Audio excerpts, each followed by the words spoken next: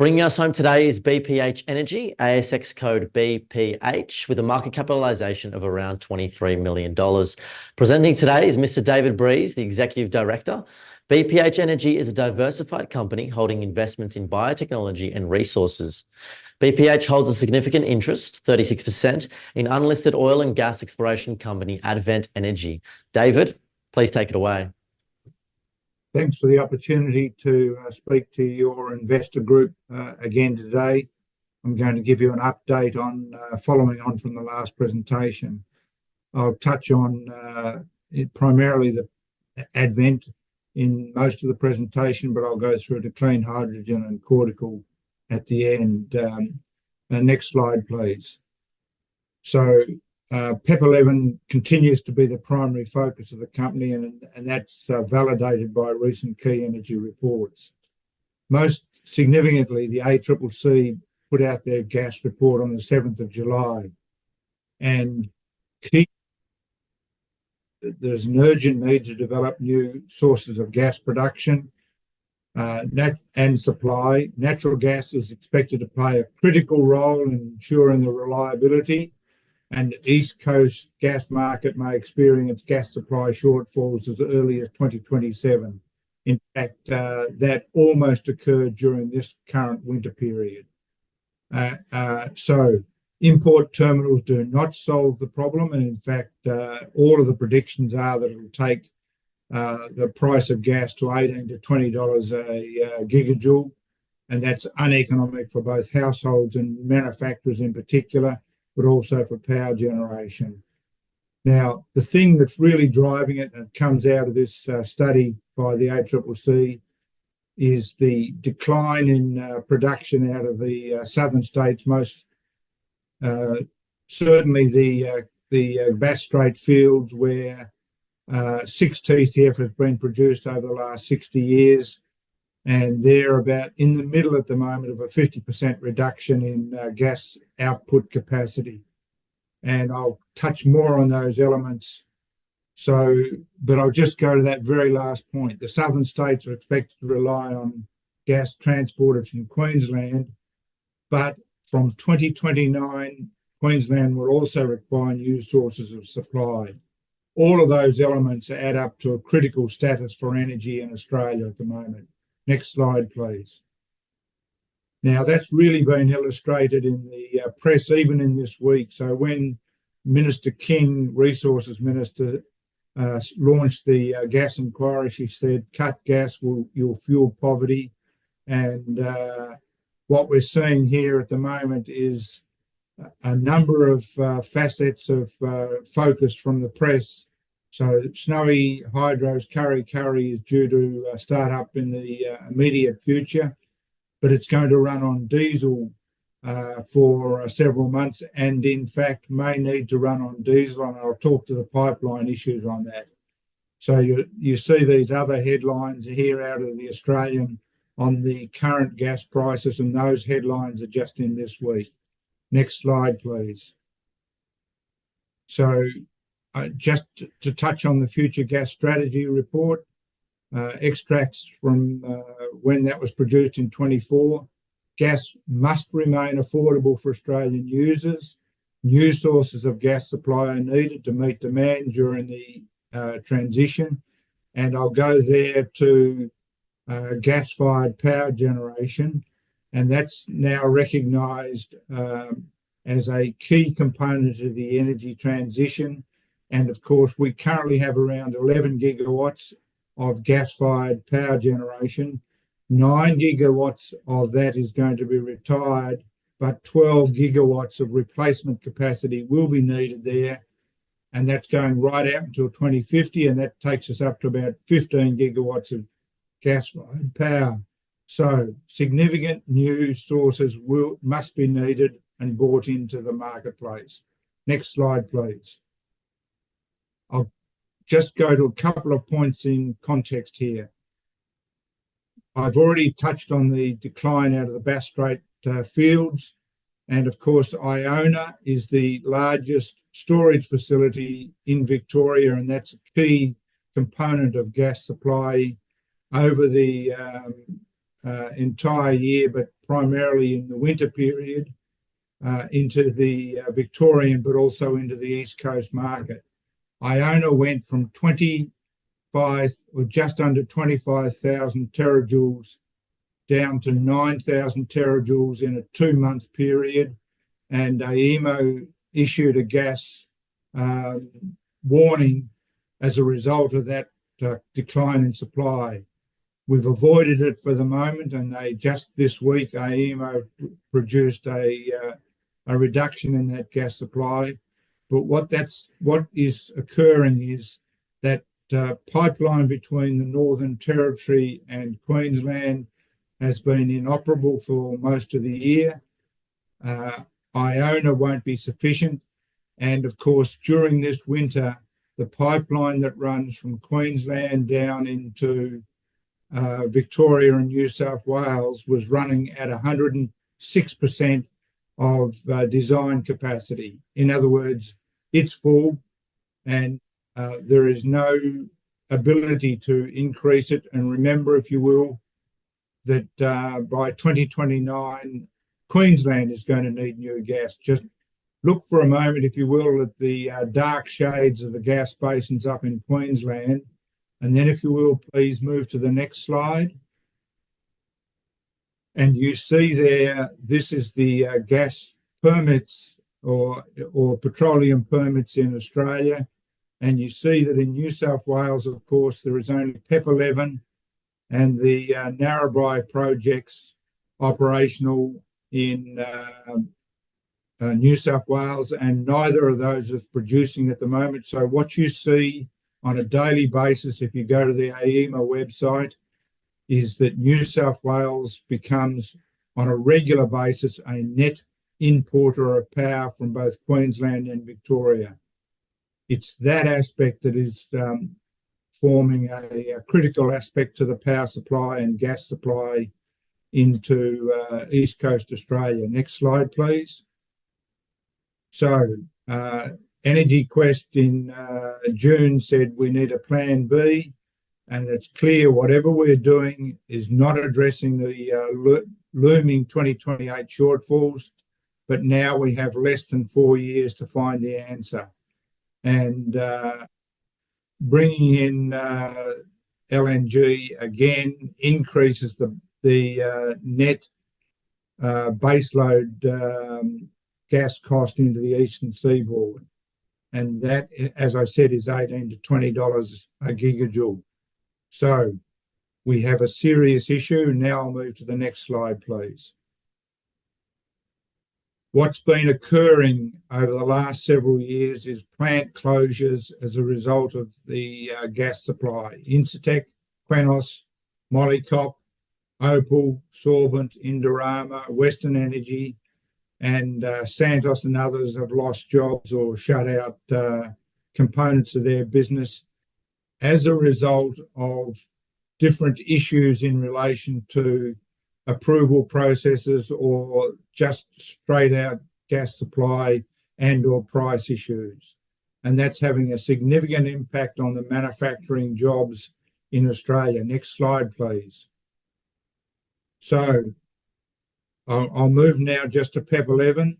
You've got nearly 4,500 or near up to 5,000 square kilometres on the doorstep of Newcastle, and right on gas infrastructure.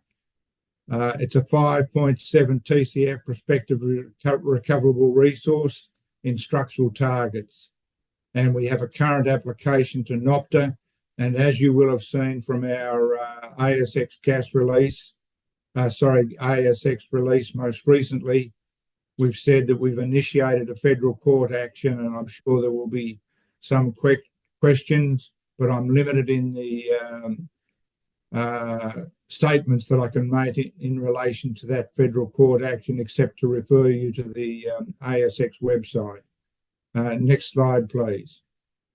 So you've got 300,000 jobs rely on gas supply in New South Wales, and around 1.3 million households and 33,000 businesses, which is a very significant proportion of the state's industrial capacity.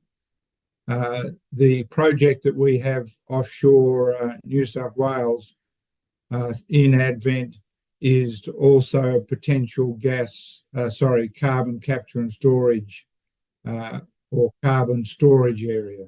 Next slide, please. It is a gas window or a gas phase project, and that results in the gas that we've sampled on the seafloor. The geochemical analysis is all gas at the light end fractions. Next slide, please. I spoke earlier about the gas strategy paper. 800 petajoules per year is what the gas paper put out as the potential shortfall. Next slide, please. And I'll just take you to the importance of that yet again, because it's key. That's approximately equal to the entire consumption of Queensland, Victoria, New South Wales, Northern Territory, South Australia and Tasmania for domestic and manufacturing usage.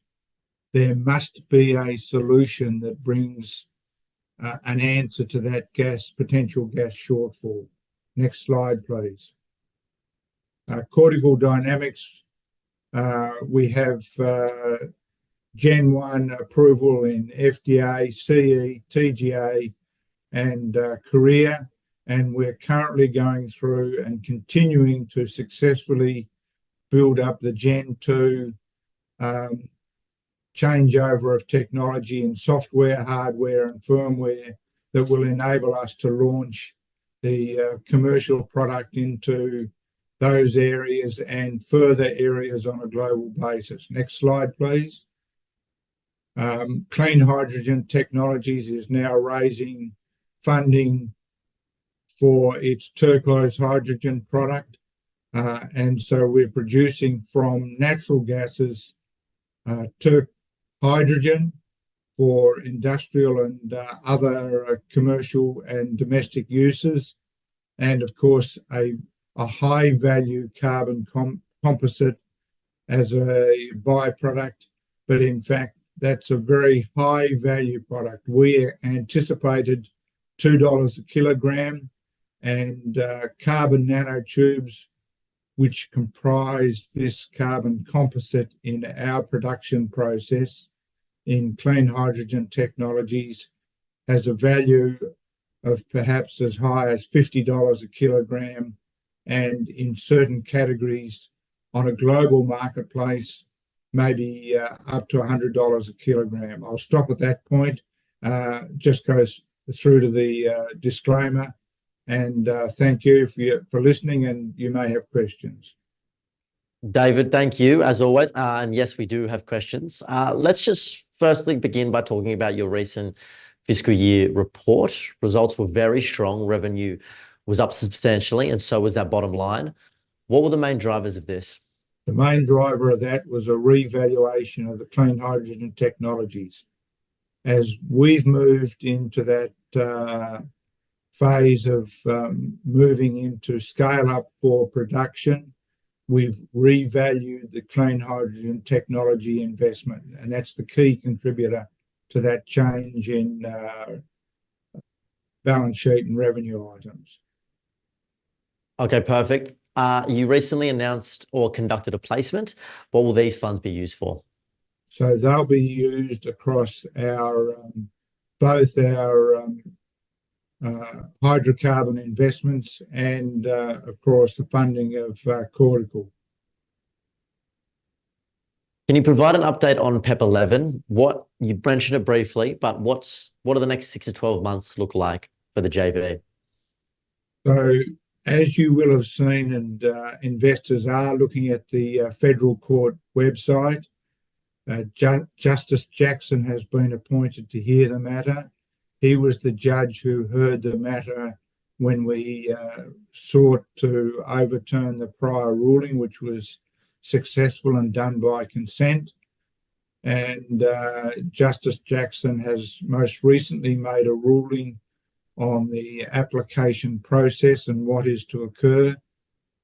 Investors and other interested parties can go to the Federal Court website and bring themselves up to speed on what those developments and rulings are.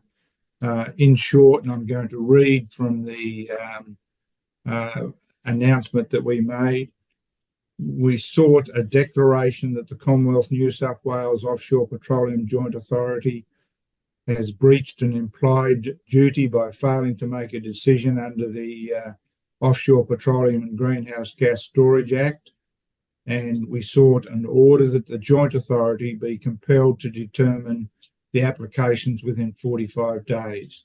Now, that's in process at the moment, and because it is in the court, I can't comment further. Now, as to further developments, pending the result out of that hearing, then we'll move to an expansion of the environmental plan evaluation process and consultation process. As we said in our announcement quite recently, we've appointed Clarite for that purpose, and they're going through an upgrade and a review of the environmental plan, and we'll look to take that consultation process out. We have also confirmed in our announcements that we're keeping a close consultation on rigs. There have been at least 3 rigs bought or are in the process of coming into the Australian marketplace, and they're both floaters and jackups. And we'll look to bring those elements together over that period of time. David, I understand it's tough to talk about. Some of it you can't talk about. But if the New South Wales government has prohibited pipelines in coastal waters, how else can gas be viably extracted from PEP 11? All I will do in relation to that is to take you to 2 points in our announcements. We said in our announcement that the Upper House committee that considered the prospective New South Wales legislation, when we appeared before the committee, the Upper House committee recommended that legislation not be introduced. And one of the primary reasons that they did so was the evidence from independent authorities that there would likely be a breach of the Australian Constitution in several aspects. And we believe that those elements are still present potentially within the legislation. And we've said that in due course, were it to become necessary, that we would then investigate taking further court action, if appropriate, to challenge that legislation, which has now been brought into an act in an amended form. David, I just want to ask, what do the next 6 to 12 months look like for the company? On each of the elements that I've just covered, and that includes the commercialisation of Cortical, which is pending, as well as the upscale to commercial production on clean hydrogen technologies.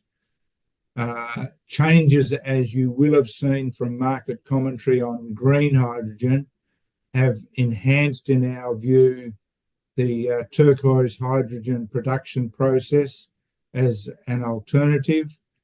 And of course, each of the elements that I've just covered off in terms of the gas shortfall, the shortage coming out of the Northern Territory, the input that's having into production processes and manufacturers on the East Coast, and the power issues that are occurring. We can look at, in fact, New South Wales. In this winter, there was, in fact, power shedding in northern New South Wales as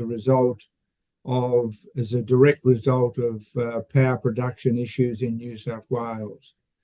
The New South Wales government and the Victorian governments have both had to extend their coal-fired power generation and to subsidise that. The cost to taxpayers has been very substantial, and the impact on inflation in Australia is still occurring. In 2020, when the gas and power crisis occurred, the cost to consumers in Australia was of the order of $2 to $3 billion in terms of net effect. Those flowed straight through and into inflation, and all those elements mean that there must be alternatives into this energy and gas supply issue. David, thank you so much for presenting.